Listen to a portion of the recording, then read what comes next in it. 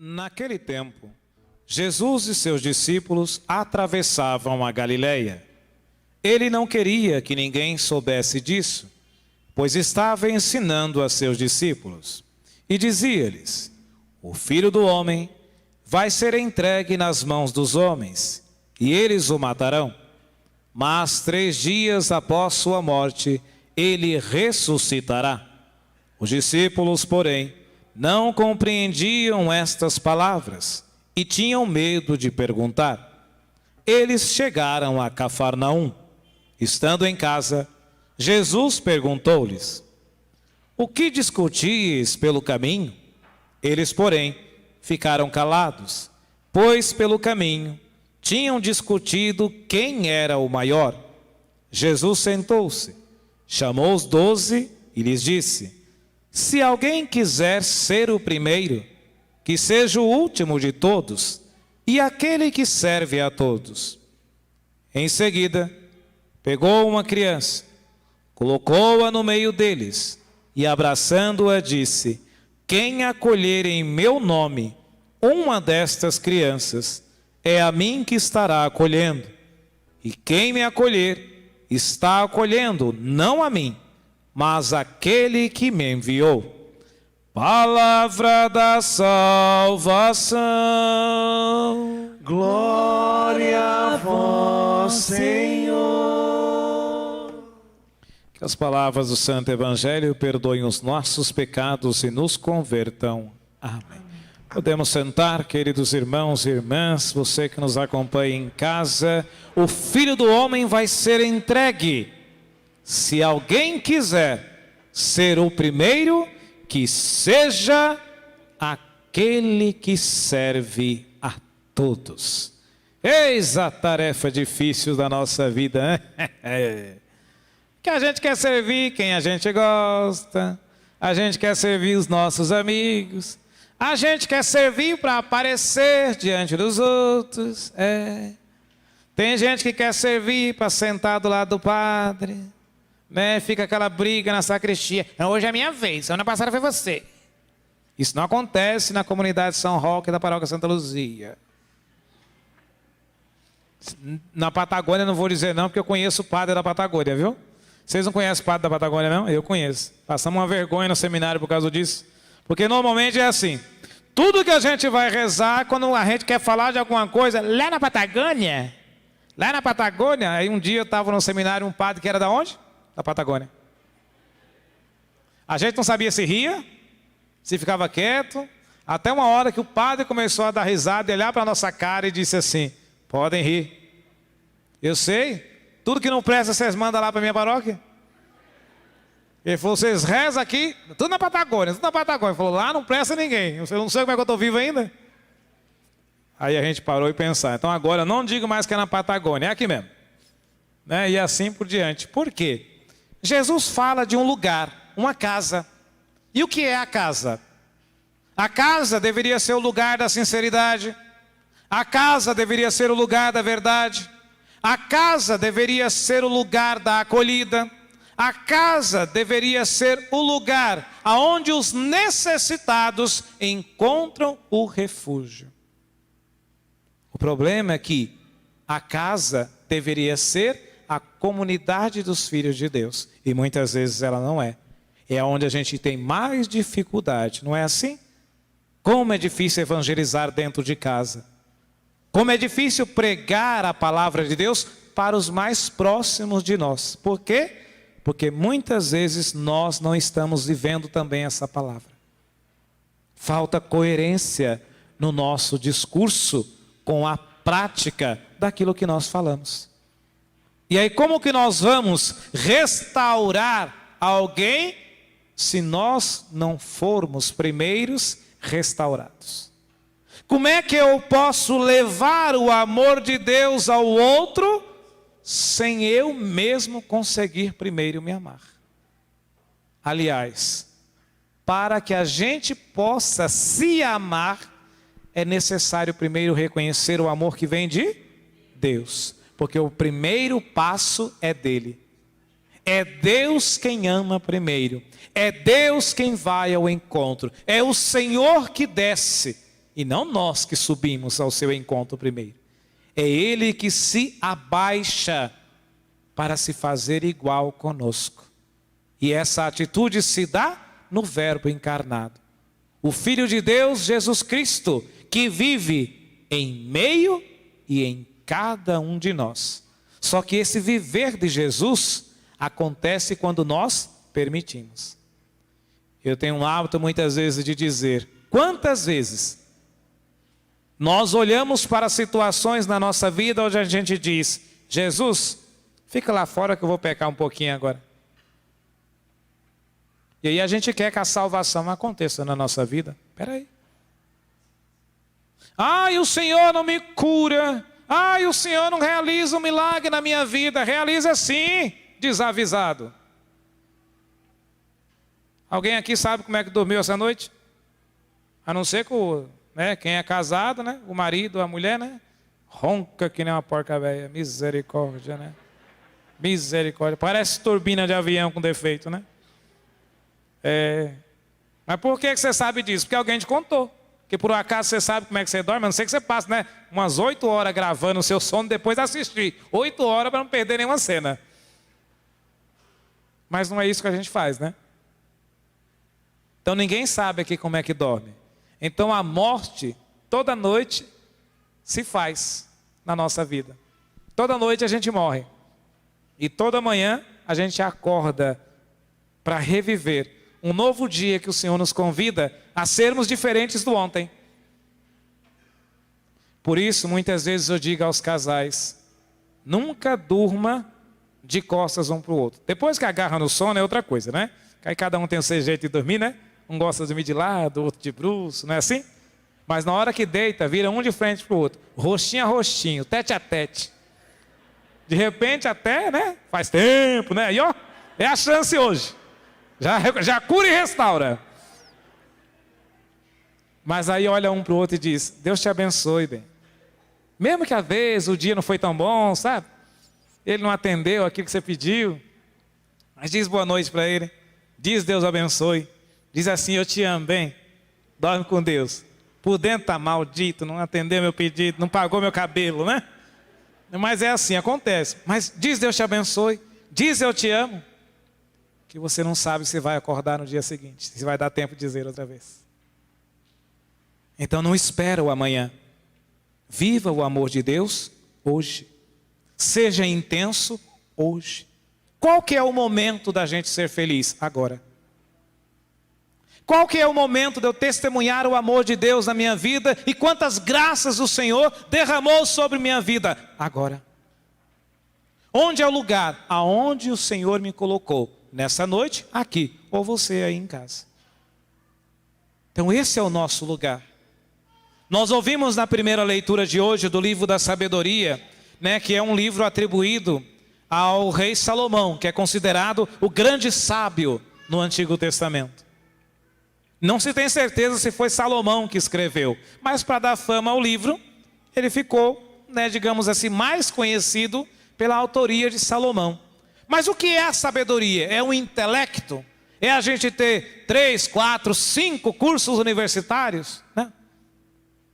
Às vezes a oração de um analfabeto simples é mais valorosa do que a nossa. Porque ela foi feita de coração. E a nossa com a soberba, por causa do conhecimento da letra, a gente quer se mostrar melhor que os outros.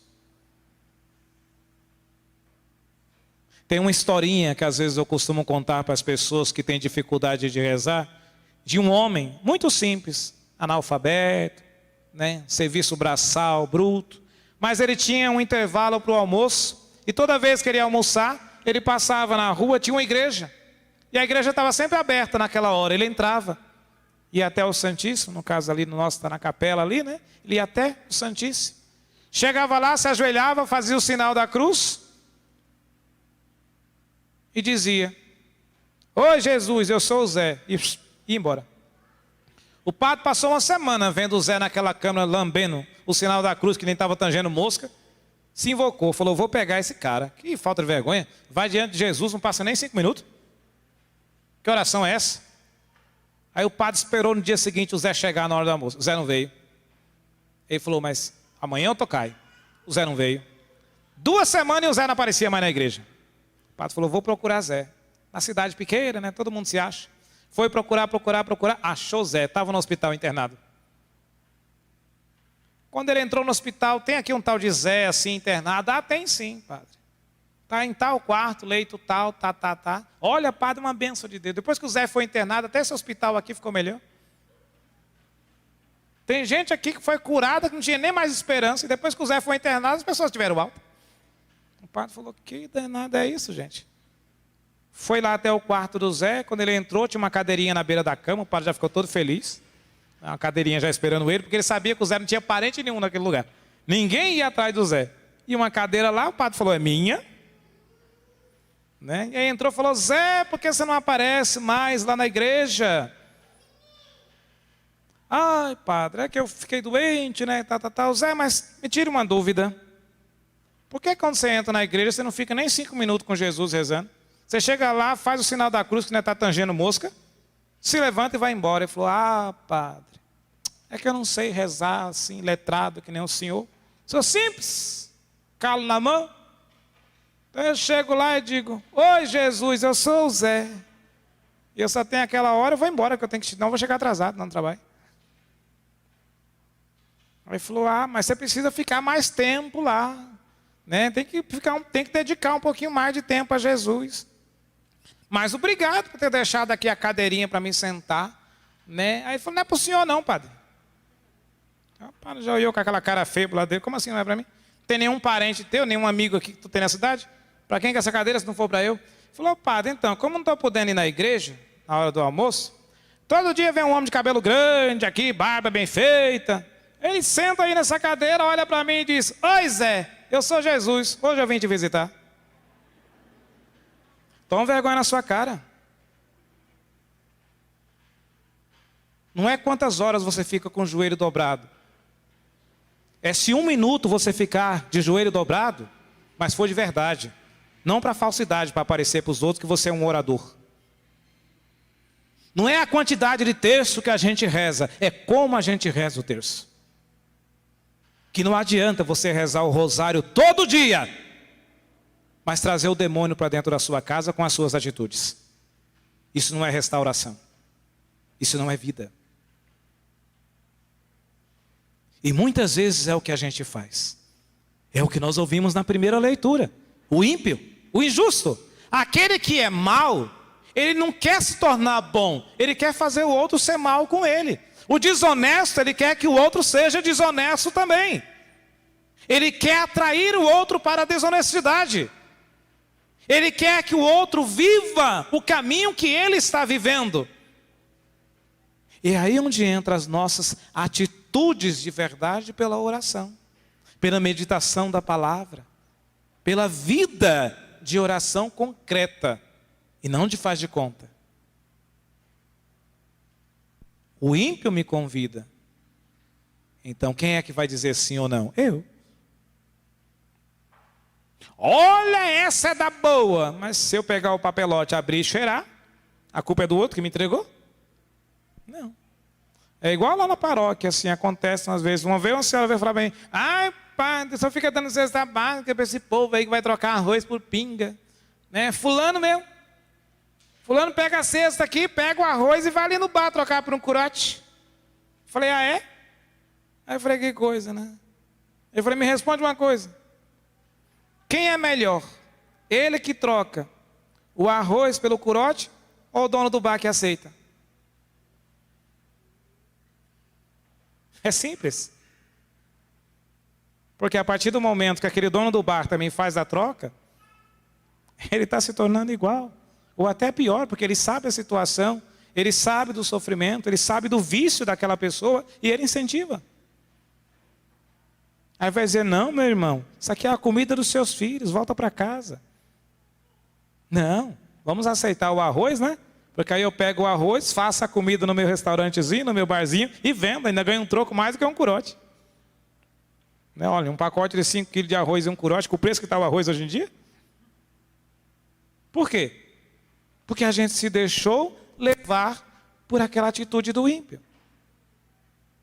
Como também Tiago nos mostra na sua carta, que foi a segunda leitura de hoje. A inveja e a rivalidade. Que eu brincava, né, muitas vezes das pessoas nas comunidades, querer sentar ao lado do padre, né? Ah, é o ministro que vai celebrar hoje. Ah, então não vou servir não, porque é ministro, né? Celebração da palavra. Jesus foge do sacrário quando o padre não vem. Ele abre a porta do sacrário e diz, ei, hoje é a celebração da palavra, eu vou embora. A Eucaristia muda quando é o ministro da palavra?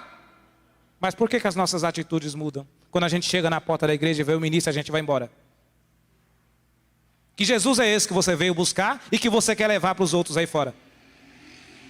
Com esse tipo de atitude. Claro que a gente não pode fazer a equiparação de valor entre uma celebração da palavra e a missa, que é o sacrifício do Senhor que se renova. Mas se é aquilo que eu tenho, me sinto feliz. Quando eu vou para as missões no norte e nordeste do Brasil, principalmente, eu lembro ainda quando eu era seminarista, quanta alegria quando a gente chegava numa comunidade e a gente celebrava lá a palavra e nem a Eucaristia tinha. Em nossas comunidades, não conheço uma comunidade aqui que não tenha sacrário. A gente tem a celebração da palavra, mas tem a distribuição da Sagrada Comunhão Eucarística. A gente vai naqueles lugares e muitas vezes a gente não tem. Eu lembro de uma vez, uma comunidadezinha que eu fui dedicada até a Nossa Senhora de Lourdes. Nossa Senhora de Lourdes. E aí não me avisaram que não tinha sacrário lá. E eu era seminarista, cheguei para celebrar. Aí eu falei, ué, não tem sacrário. Ah, é que o padre costuma trazer da cidade, ou o ministro quando vem. Eu falei, misericórdia. A cidade, mais de 40 quilômetros, nós tínhamos ido para lá a pé. Se eu voltasse, ia chegar meia-noite, né, para celebrar de novo. Aí eu falei, vamos na fé e na coragem, né? Estamos fazendo a missão. Eu falei, faz o seguinte, o povo, né, principalmente no norte, no nordeste, faz pão caseiro, né? Falei assim, prepara um pão, e aí à noite a gente faz uma oração, pede a Deus abençoar o alimento, distribui o pão no final da celebração. Mas eu mal sabia que Deus que estava me experimentando e não eu experimentando Deus, o que é a falta de fé muitas vezes. Cheguei eu para celebrar, aí eu vi lá em cima da credência, lá, uma toalhinha coberta, eu falei, é o pão. Aí estamos rezando, nobilia vai, daqui a pouco, né? Aí o ofertório, rezamos, não tinha distribuição da comunhão, rezamos o Pai Nosso, vamos agradecer a Deus, pedir a bênção dos alimentos, traz o pão. Para a gente pedir que Deus abençoe o alimento para distribuir no final. E aí me trouxeram o pão francês. Desse tamanho de 50 gramas. Eu pensando que a mulher ia fazer um pão caseiro, gente. Eu olhei para aquele povo na igreja e falei, misericórdia, como é que eu vou distribuir esse pão para tanta gente? Aí Deus falou, ô homem fraco na fé, viu? Aí o que eu fiz? Olhei para o povo e falei, gente, o seminarista vai rezar junto com todos vocês, pedir que Deus abençoe o alimento, que não falte comida na nossa casa, e depois eu dou um pedacinho desse pão para as crianças lá fora. Né? Porque aí terminou, eu sempre tenho o hábito, né, de, hoje é uma pena, não vou poder terminar lá na porta, né? Cumprimentando cada um. Ainda não podemos. Mas era assim que eu sempre fazia. Aí comecei a cortar o pedacinho do pão francês. Todas as crianças comeram, os homens e as mulheres. Aí o último pedacinho eu falei, alguém quer ainda que tem mais um pedaço? E aí Jesus diz para nós, né? Não é você, sou eu. Agora, ou a gente vive essa fé, ou a gente brinca de faz de conta, meu filho. Não existe outro modo. E muitas vezes nós não conseguimos a graça porque vivemos também essa inveja e essa rivalidade. A gente não consegue ser feliz com a felicidade do outro, com o outro prosperando. Ao invés da gente perguntar para o outro a receita da felicidade, a gente quer que ele perca tudo para ficar pior do que eu. E aí a gente quer que Deus nos abençoe. Que Ele reconstrua a nossa vida. Como? Se eu só estou destruindo a vida do meu irmão. Então é necessário que a gente comece a olhar para dentro de nós e reconhecer que se eu quero a paz, eu tenho que ser o primeiro promotor da paz. Eu tenho que ser o primeiro agente da paz. No Evangelho, o que nós ouvimos hoje? Jesus, depois da passagem da qual Pedro professa a fé, o Evangelho de Marcos é dividido em duas partes. A primeira parte vai do capítulo 1 ao capítulo 8, da qual nós ouvimos Pedro dizendo: tu és o Messias, o Filho de Deus. E sendo repreendido por Jesus, quando o seu pensamento se eleva ao dos homens e não ao pensamento de Deus. Hoje, na segunda parte, que vai do capítulo 9 a 16, nós temos uma catequese sobre a identidade de Jesus. E o que é a catequese? É um fazer ecoar, é um ensinar permitindo que a nossa voz alcance o longe. Mas que longe a nossa voz deve alcançar? O quanto a nossa voz deve ir? E aí, depois de Jesus fazer essa catequese sobre o Messias sofredor, que vai passar pela tribulação, que vai passar pela mentira, pelas ofensas. Depois que Jesus conta aos seus discípulos como tudo isso vai acontecer, e depois de sua morte, onde ele ressuscitará ao terceiro dia, e os discípulos não tinham compreendido. E Jesus percebeu aquilo. E aí a catequese continua em casa, igual a nós, nas nossas famílias hoje. Na nossa casa, só entra coisa que é de Deus, não é verdade? Tudo bem, que tem gente preocupada se o padre vai terminar a missa hoje, há tempo de ver lá o capítulo lá do comendador. Né? Se o homem de preto vai... E aí não é o pessoal do grupo de muito sério, não. Aí tem gente que está preocupado, o comendador vai, não vai, volta, não volta, vive, não vive, né? Ai, padre, na minha casa não entra novela, só canção nova, Rede Vida. Isso, né? Na hora que o povo está lá, que na hora que o povo sai, entra a pornografia. Entra os canais de senha. E aí a gente diz que a nossa casa é restaurada e pecador é o outro.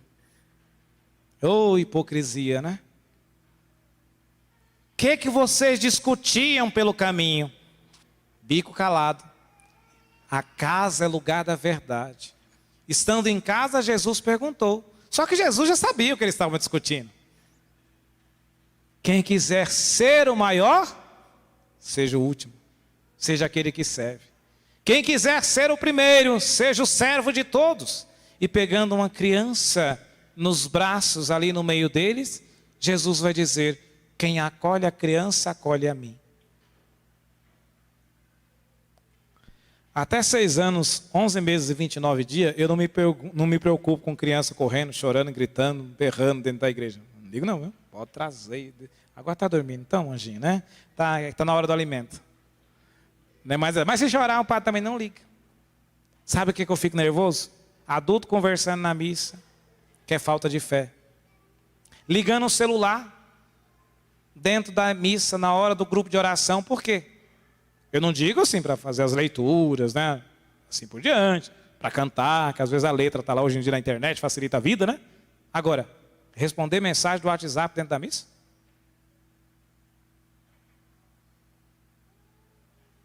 Ver qual foi a última fofoca de Marlene? Tem alguma Marlene aqui hoje? Eu tenho mania de falar uns nomes assim, de vez em quando eu acerto, porque é uma batata. É uma coisa de louco, é impressionante esse negócio, né? Um dia eu disse um nome astronômico assim, quase impossível de existir. E o povo começou a rir, eu falei: misericórdia, tem uma mulher com esse nome aqui. Aí que o povo ria, eu ainda apontava com o dedo, tá ali. E eu morto de vergonha. Eu falo para o Senhor de vez em quando me calar, mas eu não sei o que acontece. A gente não pode ser falso, gente. A gente tem que ser o que a gente é. Uma vez me perguntaram: padre, por que o senhor tenta transmitir nas suas homilias e fazer o povo sorrir, sem deixar de falar sério? Porque o mundo já nos oferece tristeza demais. Jesus nos oferece a solução para viver a alegria. Já basta o que o mundo me dá aí que não presta. Eu não tenho que ir aqui vidar aquilo que é de Deus com raiva. Eu posso até estar cansado. Eu posso até humanamente não estar bem disposto.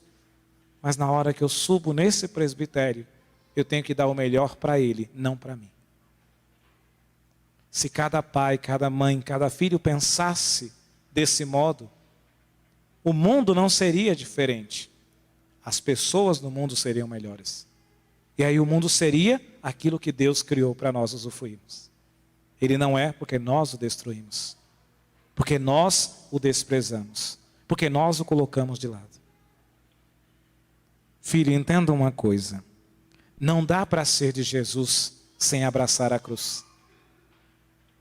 Não dá para ser de Jesus sem passar pela tribulação, sem passar pela dificuldade, sem passar pelo sofrimento, porque o sofrimento nos ensina. O sofrimento nos torna fortes. O sofrimento nos conduz a uma vida de fato plena com Cristo. Mas como eu dizia na oração inicial, quando a gente configura a nossa dor, o nosso sofrimento, ao sofrimento dele na cruz. E compreende que ele não está na cruz, ele está vivo, ele está ressuscitado. E aí esse Senhor sustenta cada um de nós, como nós ouvimos no Salmo, né? O Senhor quem sustenta a minha vida. E de fato Deus sustenta a minha vida. Mas como é que Deus vai sustentar a vida de cada um de nós? Quando nós conseguimos colocar na grandiosidade do ser servo a humildade. Sem ser humilde, nós não somos servos de Deus, na verdade. Nós fingimos. Nós aparecemos. Nós até dizemos, talvez eu possa. Não. Para um cristão não tem talvez. Ou é, ou não é. Não tem meio termo. Ou eu digo sim, ou eu digo não. Não tem talvez eu possa. Quem sabe? Não. Para Deus ou é ou não é. Maria Teresa de Calcutá, né, Santa Teresa de Calcutá já dizia, né? Quando você for, né, passar dessa terra para a terra do pé junto, como diz o ditado, né, e aí esperemos pegar o elevador para o céu, né, que a escadinha vá para as nuvens, e lá São Pedro esteja à porta, porque se não tiver a coisa está feia, né? Se você chegar e não ver São Pedro na porta, a porta sua está errada. Aí você já pode começar a lembrar do ranger de dentes, do choro e do sofrimento. Agora, se você vê aquela barbinha, uma chave grande, aí você fala, é Pedro. E aí se você vê Pedro, isso, Pedro, aquele que disse que Jesus era o Messias, o Filho de Deus, mas que não queria carregar a cruz. Como muitas vezes a gente também não quer. A gente começa a rezar, aí o calo começa a apertar, o primeiro lugar que a gente sai é da onde? Da igreja. Ai, porque Dona Maria não, fala bom dia para mim na igreja, deseja paz. Mora na minha rua lá, nem me cumprimenta. Aí por causa disso eu não vou mais na comunidade de São Roque. Porque Dona Maria é minha vizinha, ela só fala comigo na igreja. Ah, Gamão, você é hipócrita. Ou falso. Porque se a Dona Maria fala com você aqui, e ela não fala lá, mas você fala com ela lá também. Então é fácil acusar que só o outro erra, né? Eu sou santo, não é não? Se a gente fosse santo, estaria em nenhum desses pedestais aqui, ó. Dividindo a vaga aqui com São Roque, né, com Nossa Senhora, não estamos não. A gente continua com o nosso pezinho aqui no chão. Então acorda para a vida, meu filho. Acorda para a vida. É necessário a gente acordar e levantar para aquilo que é de Deus. E aí sim, não importa qual o vento que venha sobre mim. Não importa qual a tempestade que vai atingir a minha vida. Eu sei quem está comigo.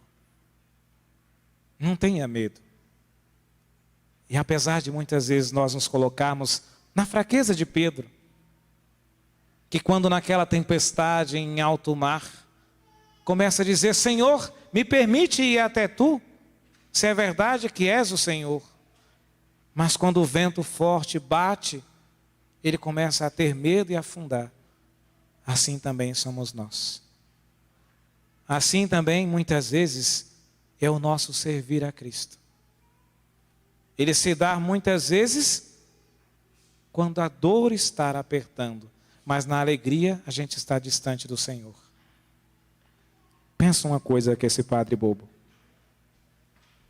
A incompreensão dos discípulos também é a incompreensão de cada um de nós.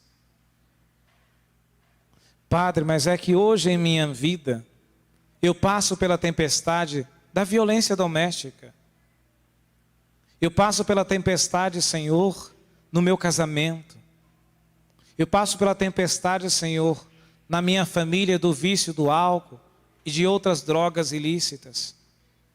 Eu passo, Senhor, muitas vezes pelo abuso. Sim. Quantos jovens, meninos e meninas, em nossas igrejas, em nossas escolas, em nosso país, que se mutilam, que ferem a si mesmo fisicamente, tentando externizar, trazer para fora uma dor que está dentro, porque não conseguem lidar com ela, e muitas vezes não conseguem lidar, porque nós não emprestamos os nossos ouvidos para o desabafo. Setembro Amarelo não é só um post de perfil no WhatsApp ou no Facebook. Pessoas se matam todos os dias. 5 sacerdotes já esse ano. Sacerdotes, homens de Deus, que a gente não espera isso acontecer. Se o padre caiu a esse ponto, a gente às vezes se pergunta, e nós? Nos últimos 3 anos, foram mais de 30 sacerdotes. Eu estou falando de 3 anos. Se eu calcular uma média, dá mais de 10 por ano. Sacerdotes que atentaram contra a sua própria vida. E muitas vezes essa dor está dentro da nossa casa e a gente não empresta o ouvido para que o Senhor possa afagar essa tempestade. Meninos e meninas que não conseguem lidar com a frustração, que não conseguem lidar com o não. Sabe por quê? Imagina que essa folhinha de papel, que é a colinha da homilia do padre, é um celular. Todo mundo sabe disso, né? Por quê? Porque diante do filho que começa a fazer birra, é a primeira coisa que a gente dá de presente. Que aí não vai me incomodar mais. Como é que a gente quer restaurar a nossa vida desse jeito? Se a primeira coisa que eu faço, ao invés de ouvir e ensinar, é destruir. Eu não estou dizendo que não pode dar, mas a gente tem que ter critérios. A gente tem que aprender a dar e ensinar o outro a conquistar. E muitas vezes a gente não ensina o outro a conquistar a vida, mas sim a tirá-la, a destruí-la. Não importa a dor que aconteça na nossa vida. Lembre-se, tem uma pessoa que não desiste de mim e nem desiste de você. Padre, essa tempestade eu enfrento em minha vida. A tempestade de muitas vezes desistir de mim mesmo. A tempestade de muitas vezes esquecer quem eu sou e aonde o Senhor me quer. No último sábado, eu fiquei 2 horas e 12 minutos em uma ligação de telefone que começou 0 hora e 48 minutos. Uma jovem que mandou uma mensagem dizendo para mim, me ajuda? E naquela mensagem chorando ela dizia, não aguento mais. É muito sofrimento. Eu não aguento mais escutar aquilo. E a dor, o sofrimento daquela filha não estava do lado de fora, estava dentro da sua própria casa, nas ofensas do seu pai, que desprezava ao invés de amar, que derrotava ao invés de ensinar onde estava o degrau da escada para que ela pudesse subir. E aí o medo toma conta de nós, como tomou conta daquela menina, que por 2 horas e 12 minutos viu, sentiu e percebeu a orelha de um padre que esquentava com aquele telefone sobre a misericórdia. Aí eu mudava de lado, a outra orelha esquentava. Aí como eu estava sozinho no meu quarto, eu ligava no Viva Voz. Aí eu deitava, falava, meu Deus, não me deixa dormir. Mas aí o sono via, eu falava, tem missa amanhã, tem atendimento, misericórdia. Mas o Senhor me convidou a servir. E aí mesmo, que a dor invada a minha alma, o meu coração. Eu lembrava que naquele momento eu precisava ser forte. Eu precisava compreender quem estava comigo. Como cada um de nós que está aqui essa noite. E o Sidney dizia no começo, né? Ninguém aqui veio travar uma batalha, uma guerra, uma luta. Não! Por quê? Porque nós viemos aqui para agradecer, por meio de São Miguel, que mostrou que a batalha já foi vencida. Deixa o Senhor restaurar. Deixa a tempestade continuar a cair. Mas entende que o Senhor te convida nela, que o Senhor te chama nela a restaurar a tua vida. Você quer ser curado? Ore ao Senhor. Você quer ser libertado? Ore ao Senhor. Você quer ser restaurado? Ore ao Senhor. E se mesmo assim a tempestade insistir em nos atingir, saiba quem é aquele que caminha sobre as águas e diz: Senhor, me deixa ir ao teu encontro. Como é que eu posso chamar Jesus, Padre? Eles vão nos ensinar. E como Santo Agostinho dizia, quem canta reza 2 vezes. Não espanta mal não, viu? Aí é ditado popular. Quanto mais a gente reza, a assombração aparece. É mentira, viu? Se a assombração está aparecendo, está rezando pouco. Precisa rezar mais. Fica de pé. Diz assim: Senhor, Senhor, vem e permite. Por quê?